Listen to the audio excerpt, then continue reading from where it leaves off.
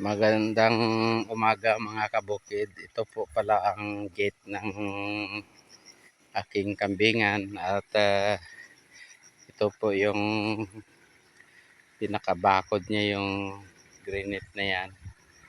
Saka ito po yung pinakapinto niya. Pero wala pang pintuan nyo to. Yan mga kakabukid, tingnan nyo ang medyo may kalawakan din ito. Medyo malawak ng konti para sa kambing. At ito po yung mga kambing pakalat-kalat sila kumakain. Ganun. At hapon malakas po ang ulan dito. Kaya ganito kalakas yung tubig ngayon dito. Umagos yan. Padaan po yung ano. Saka yung mga kambing ko, ito po yung daanan papunta sa kubo ng kambing at sa aking baboy. Yan dito po. Ito po yung daanan. Yan po, kakalat-kalat po yung mga kambing. Pero konti lang naman pala sila ngayon eh.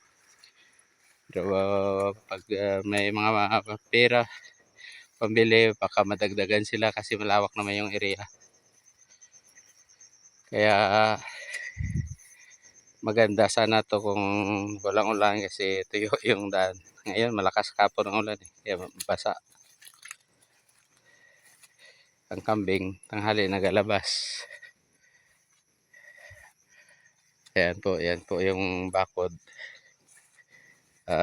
Bali tapos na pa ito. Kaunting ano na lang. Pero kailangan pa malagyan ng barbed wire para pag may baka, hindi basta-basta maano. At yan po ang ano, hanggang doon sa taas na yun. Kaya pag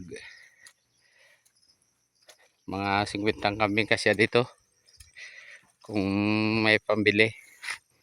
Sa ngayon, wala pa tayo pambili. Baka biyayaan tayo ng Diyos, makabili tayo at makompleto na ano, para magkaroon din ng pang maintenance sa bulsa, maintenance sa bakod. Ito na po yung kulungan ko. Yan. Hindi pa rin yari yan.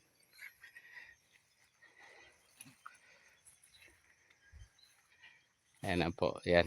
Dito po dumadaan ang tubig. Kaya yung abono mula sa taas papasok sa taniman ko ng kalamansi. Pinangbakuran ko po yung mga langka ko. Yan.